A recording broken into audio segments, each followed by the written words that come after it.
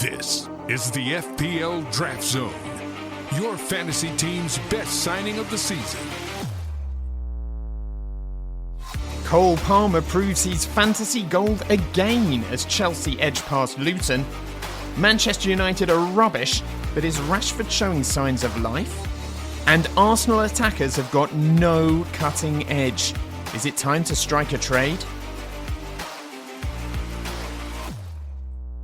Hello and welcome to the FPL Draft Zone, a brand new podcast dedicated to Draft FPL, the finest of the Fantasy Premier League formats. I'm Dom Crofts, and over the course of the rest of the season, I'm going to be bringing you everything you need to know in terms of trade targets, waiver wants, under-the-radar buys, and much more. Oh my goodness, so much more. Bit of background on me. I've been playing Fantasy Premier League now for 17 seasons.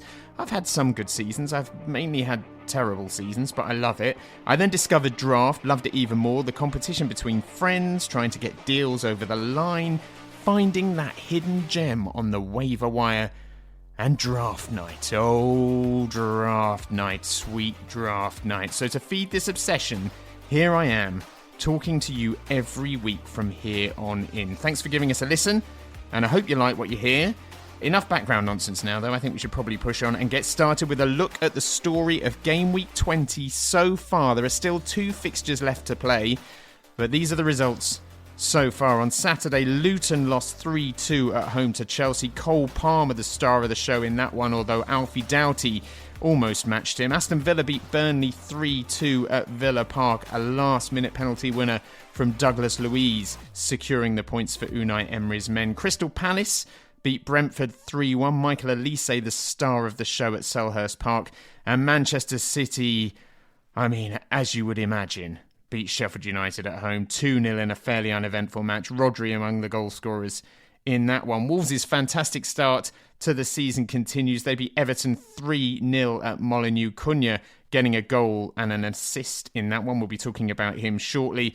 And the late kickoff on Saturday saw Nottingham Forest pile more misery onto Manchester United. They beat them 2-1 at the City Ground. Morgan Gibbs-White getting a late winner there. Then on Sunday, Fulham beat Arsenal 2-1 and Spurs beat Bournemouth 3-1, so a couple of home wins there, with Liverpool set to play Newcastle on Monday night and West Ham finishing the game week at the London Stadium on Tuesday when they entertain Brighton. So lots to talk about. We'll have a look at some players who made an impact this week who might be worth considering for your draft teams. Rodri, 81.9% owned in 10-team leagues. He's now got 4 goals and 3 assists from that holding midfield role for Manchester City. Teams tend to sit back against them, of course. That allows him to get forward. Perfect example in the win against Sheffield United. He was given the space and the time to register a strike and it flew into the back of the net. He's shown he can score from range many times before. He is, of course, a rare breed at Manchester City. He is a guaranteed starter. He's got Burnley, Brentford and Everton in the next 4. He is a great route into that Manchester City lineup, and he could be worth thinking about if he is available on the waivers in your draft league. Another man who made a big impact this weekend, Cunha at Wolves, a player who I think was highly regarded when he signed for the club. Didn't have the best season last year, but so far this season, 6 goals, 5 assists. He got 3 bonus points as well in the win against Everton. They've got a very leaky Brighton team they face next. Then they have a game against an out-of-sorts Manchester United. They've also got Brentford in the next 4 as well. He is 97% rostered in 10-team leagues, but that means that 3% of 10-team leagues, he is not rostered. So I'm saying there's a chance, guys. There's a chance. See if he is available on your waivers, and if he is, snap Cunha up. Another player worth talking about, Morgan Gibbs-White, had a slow start to the season under Chris Cooper, who was being played wide rather than in his preferred number 10 role.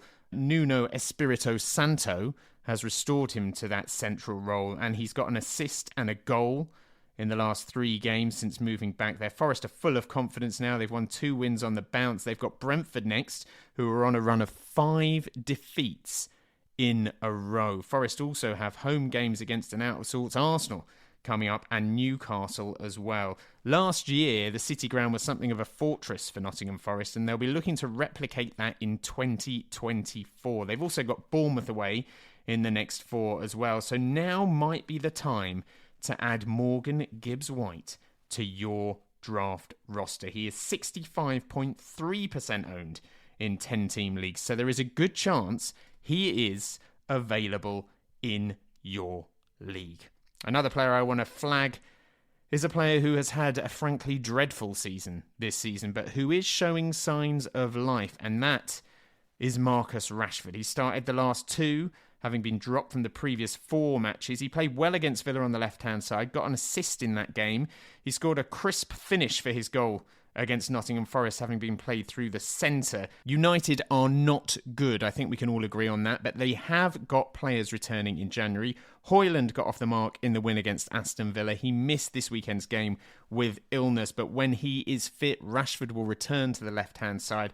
And Rashford has got 12 points in his last 2 games, so there are signs of life. They've got Spurs at home next, then they have a trip to Wolves, and then they have a home game against West Ham United. If you have Rashford in your ranks, is it worth holding him? I would say at this stage, yes. Is it worth striking a deal to trade him? I think it depends on what happens with Erik ten Hag. His situation is up in the air. If they lose to Wigan in the FA Cup, there's every chance he could be sacked, and then Rashford could benefit from a new manager bounce. But if he stays, I guess it just comes down to if you think Erik ten Hag can turn it around. He's got 5 wins, 4 defeats and a draw in his last 10 games. It is a tough call what you do with Rashford.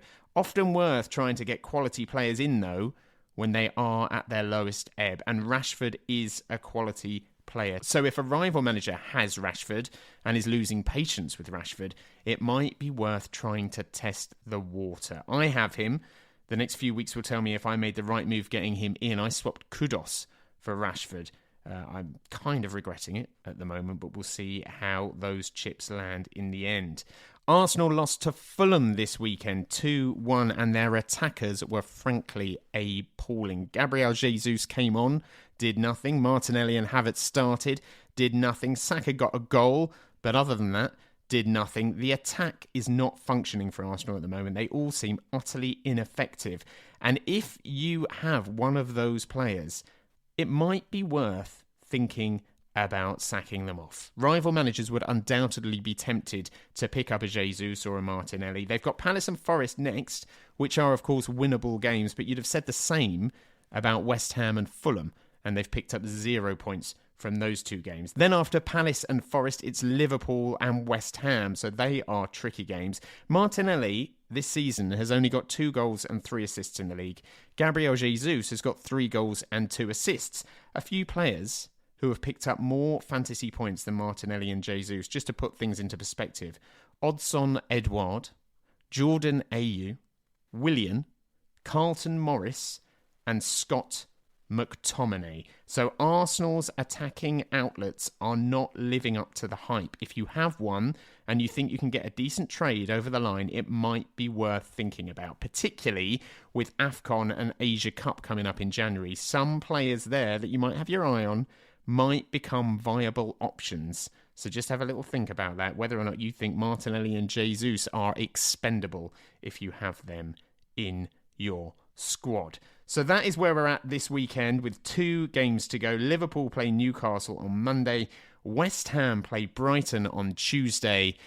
Up to this point, though, we've had 8 games, and now it's time to find out who the winners and losers have been in Gameweek 20.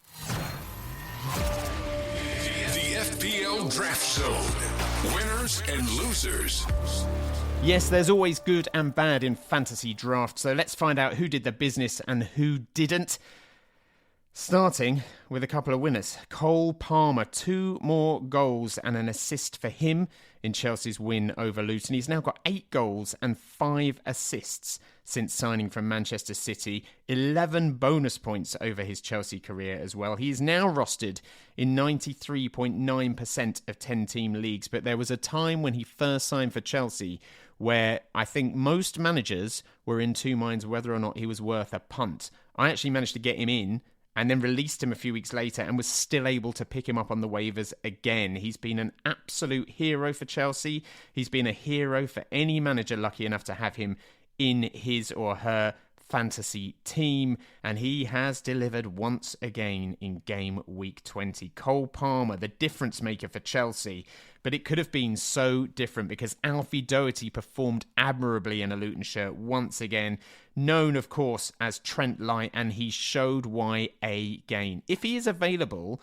in your league, it is well worth getting him in. He's only been rostered in 29.6% of 10-team leagues. He's living up to the billing as Trent Light. He delivered 2 assists this week against Chelsea, picked up another 9 points. He got 1 goal and 7 points in game week 19 against Sheffield United. No attacking returns in game week 18 against Newcastle, but a clean sheet and 3 bonus points, so another 9 points there. In fact, only the likes of Kieran Trippier and Pedro Porro have more assists than Alfie Doherty this season from a defensive perspective. They've got 7. He has got 5. He is an absolute must-get if he is available in your draft league. I know it's almost backwards thinking to try and prioritise a Luton defender, but he has shown his quality. They play Burnley and Sheffield United in their next 4. He is a player that if you can get him in, you have to get him in. He's been fantastic for Luton, and there's even talk that he might get an England call-up. So strike while the iron is hot. Get him before your rival managers. Alfie Doherty is a must-get on the waivers if he's available. Now we have to look at the losers from game week 20, and we could have said Arsenal attackers again, but actually we're going to focus on the defensive side in general, because in terms of clean sheets, it is almost impossible to get a reliable defender in your fantasy team. Aston Villa conceded 2 at home to Burnley. I think a lot of managers would have tried to get Villa defensive coverage in this week, but they conceded twice. Chelsea went to Luton, conceded twice. Crystal Palace under Roy Hodgson haven't been defensively great recently, but they have a history of defensive solidity. They conceded against Brentford, and Manchester United conceded another 2 at Nottingham Forest this time. Manchester City did pick up a clean sheet, but it's their first since game week 10. Wolves also picked up a clean sheet, but that's only their 3rd all season. So if you're looking to build a solid foundation in your draft team, you are going to struggle because there are no teams that seem to be able to keep clean sheets. In fact, the only teams to keep back-to-back clean sheets since game week 10, Manchester United, who managed 3 in a row in game weeks 11, 12 and 13. Everton, who also managed 3 in a row between game weeks 14, 15 and 16. Bournemouth, who got a couple of clean sheets in game weeks 15 and 16 against Crystal Palace and Manchester United. Fulham, who managed those 2 5-0 wins against Nottingham Forest and West Ham in game weeks 15 and 16. Aston Villa, who beat Arsenal and Manchester City over game weeks 15 and 16. And West Ham, who in 18 and 19 got clean sheets against Manchester United and Arsenal. Liverpool will have got back-to-back clean sheets against Burnley and Newcastle if they don't concede on Monday night. But looking at those teams, would you back any of Manchester United, Everton, Bournemouth, Fulham, Villa, West Ham, or even Liverpool to get consistent clean sheets for your fantasy team? I don't think you would. So perhaps it is now time to think about just bulking up that midfield, bulking up that attack, getting in the players that you can to strengthen those areas, and then looking at people like Alfie Doherty as difference makers going forward. You're not going to have a Trent on the waivers. You're not going to have a Trippier on the waivers. But there are little diamonds in the rough that could make a difference. I think it's time to give up almost on clean sheets and focus on the attacking intent of the defenders that are available in your draft league. So that's some of the good and some of the bad from game week 20, but who is the baddest of the bad? Who is the worstest of the worst? The ultimate matchup killer. It is time to induct our first ever Fantasy Supervillain of the week. Supervillain of the week. Supervillain of the week. Supervillain of the week. Supervillain of the week. I hate his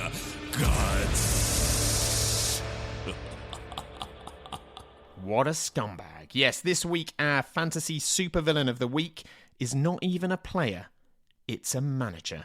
And that manager is Mauricio Pochettino. Fantasy managers have stuck with Christopher Nkunku for weeks and weeks and weeks. They have been so patient. Some have stuck with him all the way through his pre-season injury, all the way up to game week 20. Others were quick to bring him back at the end of November when all the talk was that he would be back playing the following week in game week 13 against Newcastle United. But did he play in that game?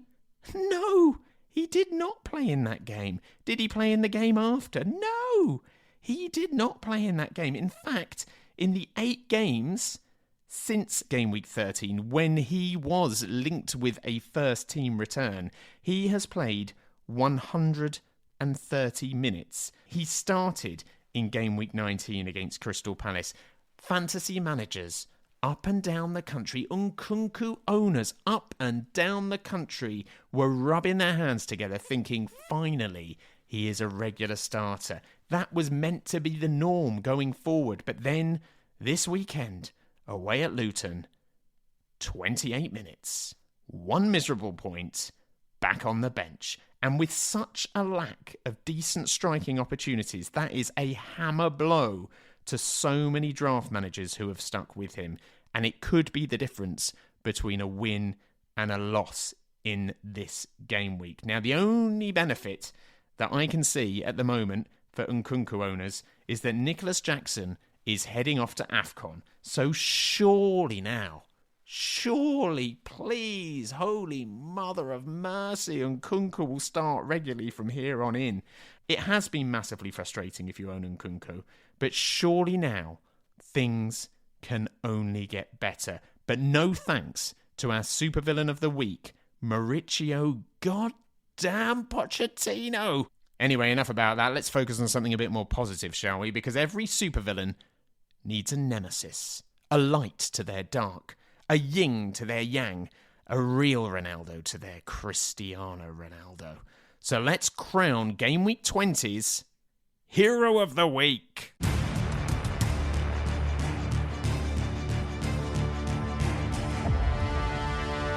Hero of the Week. Yes, and this week's Hero of the Week is none other than Crystal Palace sensation, Michael Olise. What a player he is. Since returning from injury, he has been unbelievable for Palace.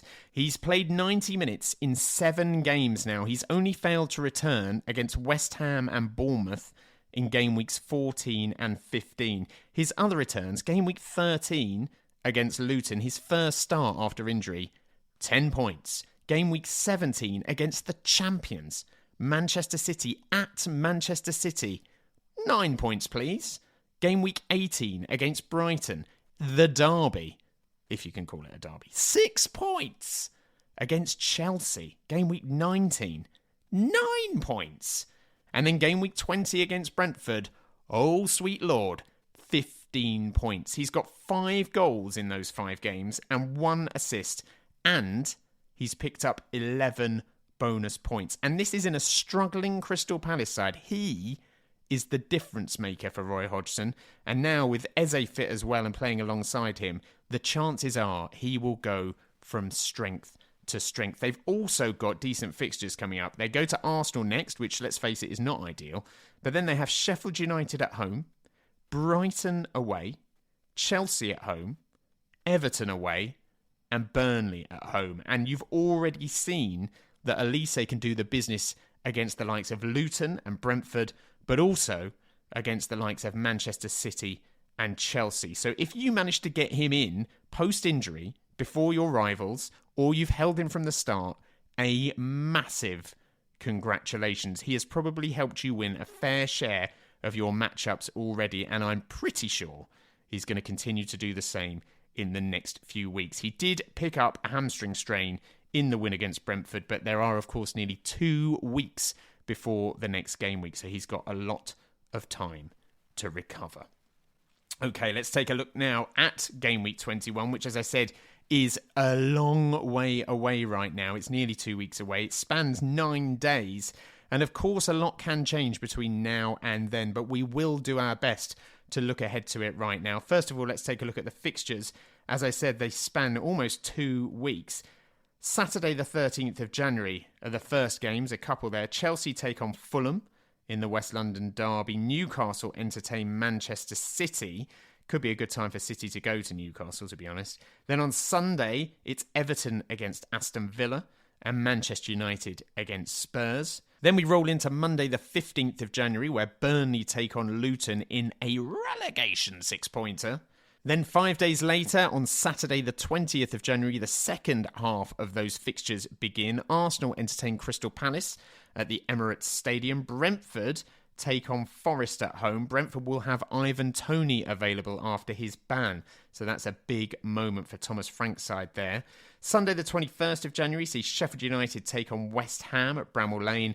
Bournemouth also entertain Liverpool, and then in what has got to be the longest game week in living memory, it all wraps up on Monday the 22nd of January with Brighton against Wolves. So looking ahead to some of those fixtures and thinking about some potential players who might be able to be difference makers for your fantasy team, one of the standout fixtures for me, Chelsea against Fulham on the first Saturday, the 13th of January. Chelsea have won 3 of their last 4 games. They don't look great, but they are grinding out results. Malo Gusto is showing signs of being a very capable deputy to Reece James.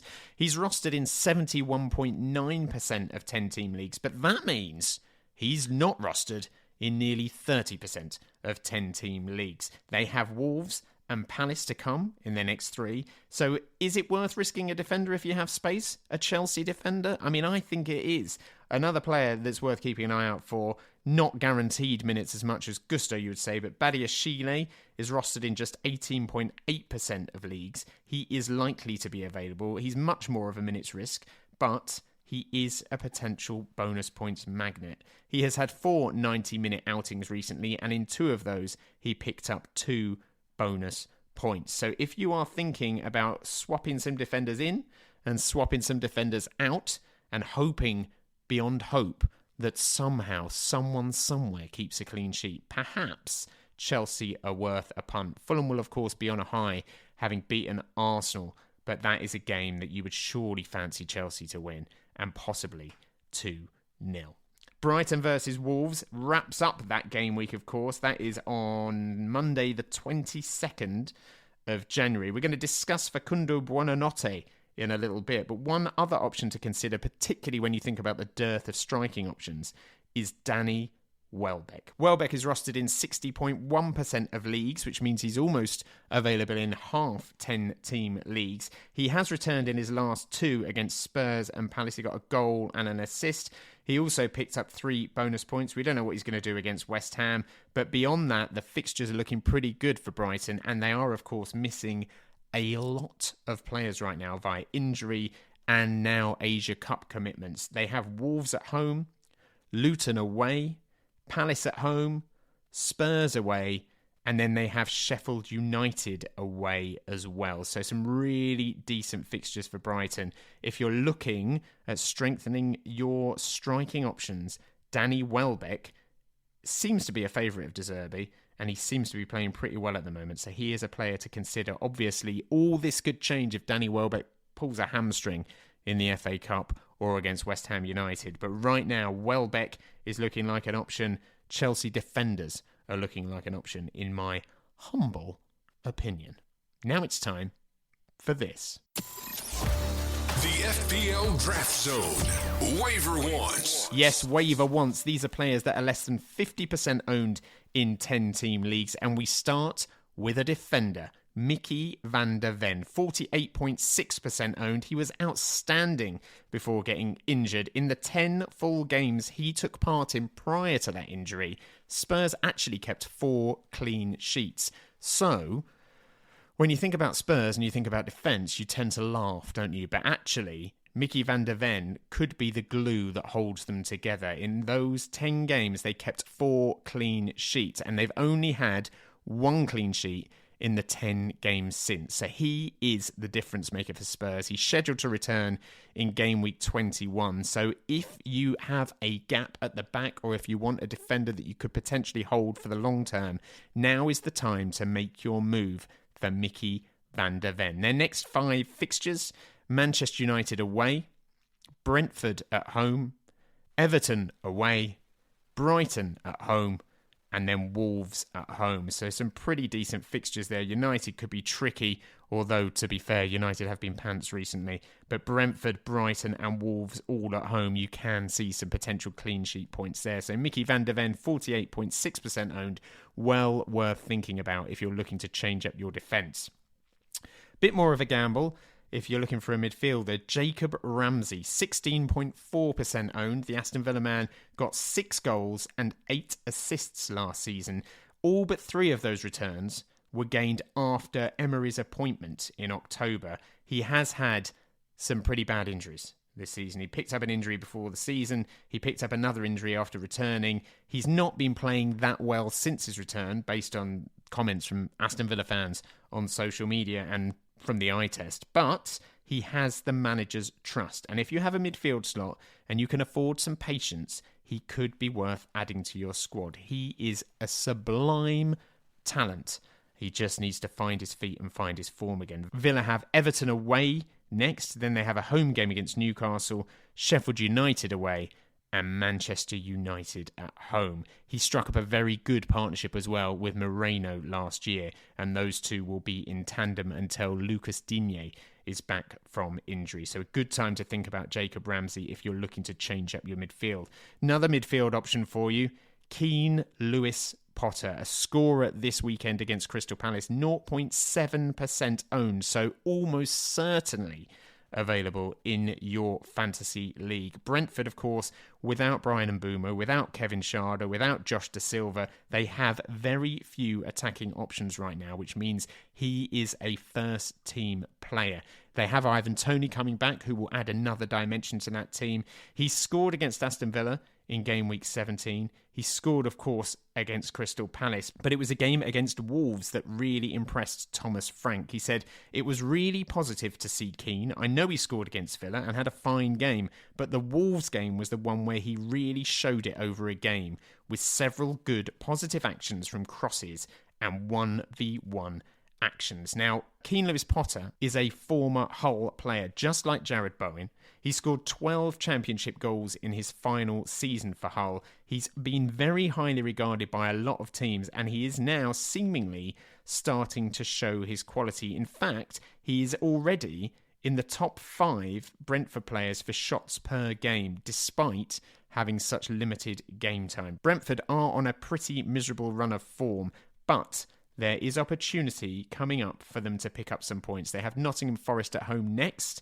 They also have a game against Wolves, and sandwiched in between that, some pretty tricky fixtures away at Spurs and at home to Manchester City. But they also have the possibility of a double game week, with that rearranged game against Manchester City still to be scheduled. So if you're looking for a low-owned midfield option who's got proven firepower, albeit at championship level, and is starting to show it at Premier League level, perhaps Keane Lewis Potter is your man. Now, it's time for one to watch. The FPL Draft Zone. One to watch. Yeah, one to watch is a player who at the moment is perhaps not really on anyone's radar, but who could potentially bang and bang big over the next few weeks. And the player we are focusing on is just 0.6% owned across 10-team draft leagues. And that player is Facundo Buonanotte of Brighton. There is no Karu Matoma. There is no Adingra. There is no March. There is no Ansu Fati and Ciso. They are all unavailable. Facundo Buonanotte has been involved in the last 3 Brighton matches. We don't know at the time of recording whether he'll be involved against West Ham. He's flagged at the moment, but there is a 75% chance of him recovering from that knock in time to play the Hammers. After West Ham, Brighton's fixtures: Wolves at home, Luton away, Palace at home, and then Spurs away on the 10th of February. Facundo Buonanotte is a player who has got goals in his game if he gets the minutes, and he feels like a player who is going to be guaranteed minutes over the next few weeks, purely through a lack of options for Roberto De Zerbi. So if you're looking for a midfielder who has the potential to score goals, get assists, and pick up serious fantasy points, then perhaps Facundo Buonanotte is the player for you. The FPL Draft Zone. Trade targets. Yeah, time to talk trade targets now, and it may be worth pitching some potential deals for AFCON and Asia Cup players over the next few weeks, because those players are going to miss a few fixtures, and perhaps rival managers might be happy to discard them in favour of players who are going to be getting minutes in their absence. If you've got the strength in depth and you can afford to hold a player on your bench, this could be the time to test the water for an AFCON player or an Asia Cup player. Couple of players that I think might be achievable options for you. Simon Adingra of Brighton. He seems the closest to nailed right now for Brighton. He's had 10 starts in a row prior to this injury that he's picked up. During that time, he got 4 goals and an assist as well. He's expected to be out until the end of the month with a hamstring injury, but the February and March fixtures for Brighton look decent. We've mentioned them. Palace, Spurs, Sheffield United, Everton, Fulham and Forest. If you own a player like Gabriel Martinelli, for instance, perhaps Simon Adingra could form part of a double deal. Martinelli is obviously traditionally the more in-demand player of those two, but Adingra has been much more effective this season. So if you're looking to swap out Martinelli, perhaps you could do some sort of double deal, including Simon Adingra. Another AFCON player who's disappearing, who might be worth thinking about, Nicholas Jackson. Now, I know, we all know, Nicholas Jackson does not look like a very good footballer. But Nicholas Jackson has got 7 Premier League goals so far this season, and only 4 Premier League players have more. He is an unfashionable pick. He is not seemingly one of those players that you look at and think elegant. But this could be a good player to get into your squad considering the lack of options up front, and now could be a good time to test the water to try and get him. You would assume that Chelsea will improve as the season goes on. You would assume that, right? You would assume that. Their first 2 February fixtures are Wolves at home and Palace away. So he could be back by then, and you would fancy him, to an extent, to do some damage in those games. The eye test, yes, I know the eye test tells you he's rubbish. I know, but the stats tell you something different. If you own Gabriel Jesus, perhaps Jesus for Jackson as part of a double deal might be worth thinking about. Just saying. I'm just saying. So there are a couple of trade targets that are worth thinking about. I think they are achievable. There are a couple here that are slightly more ambitious, but not impossible. Hwang Hee-chan has got 10 goals and 3 assists in 20 games for Wolves this season. His return in February, however, coincides with a pretty tough run of fixtures for Wolves. They have Manchester United at home, then they travel to Chelsea, they also travel to Spurs, and sandwiched in between those 2 games is a game against Brentford on the 10th of February. Now, if I owned Hwang Hee-chan, I would not sell him for all the love in the world. But if you think you can use the gift of the gab over the next month to convince a rival manager to part with Hwang, then get WhatsApping them right now. Honestly, hassle them. Keep hassling them. WhatsApp, emails, phone calls, letters, pigeon carrying, notes. Any way you can get in their head, get going. Lay out your argument. See if you can strike a deal for Hwang, because he would be a sensational bit of business. Okay, so we're coming to the end of episode 1 of the FPL Draft Zone, but before we go, a few plans for my team over the next few weeks. I am looking to move on Longley, who I got in as a 1-week punt for Villa's game against Burnley. That went well. Thanks, Unai. Defensive options, as we've discussed, are extremely limited. So a few players I'm considering, and I'm by no means, by the way, am I saying these are guaranteed winners. I'm looking at Craig Dawson of Wolves. He's a goal threat. They don't have a hideous fixture next week as a 1-week punt. They're away at Brentford. He's rostered in just 3.6% of 10-team leagues. I think Craig Dawson, and I can't believe I'm saying this out loud, might be worth a punt. He might be worth a punt. I'm going to convince myself if I say he might be worth a punt. I'm going to say it again. He might be worth a punt. The other option that I'm looking at is to double up on Chelsea defenders. I already have Gusto. They have Fulham at home. I know Fulham have just beaten Arsenal. I know they'll be riding a crest of a wave, but I can't see them beating Chelsea. I think Chelsea, despite not looking that good, have won 3 of their last 4 games. They are beginning to improve. They're getting players back. Sterling's back from suspension. Palmer's in form. And Nkunku surely will play against Fulham.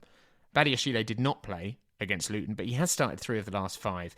He would be a gamble, but as we've discussed, defensive options for clean sheets at least are at a minimum. So he is a player I am keeping my eye on. I'd love to know which players you're thinking about getting in though, so please get in touch with us on Twitter at FPL Draft Zone or on Instagram at FPL Draft Zone. I'd love also any questions, any conundrums, any queries, anything you want to say, fire it over and I will do my best to either feature it on the pod next week or to answer them over social media. Going forward, I'm going to try and be with you every Monday morning, but the next few weeks are slightly bonkers, aren't they, with fixtures all over the place. So the plan is to do a quick pod at around the halfway stage of Gameweek 21. So that would be Sunday the 14th of January. So I'll try and do a pod for you then. So you should have that in your ears by Monday the 15th of January. And then I'm going to do a wrap-up pod, I think, on Tuesday the 23rd of January. So that's when that really elongated game week comes to an end. The last game is on the Monday. I'll try and do a pod for you on the Tuesday. Game week 22, by the way, also bonkers. Those games take place from Tuesday through to Thursday, so a Monday pod is not going to work then. So we will aim for a Friday pod ahead of a very quick turnaround, game week 23. And then after game week 23, we will hopefully hit the ground running with those Monday podcasts. Hopefully, you'll be there to listen. Just a reminder that the waiver deadline for Game Week 21 is Friday the 12th of January at 11 a.m. So you have got a fair bit of time to plan, but do not leave it late. Friday the 12th of January, 11 a.m. Don't be scrapping around on Friday the 12th of January at 10 a.m. wondering who you're going to bring in. You need to plan, my friends, plan. Until next time, good luck, and I'll see you soon.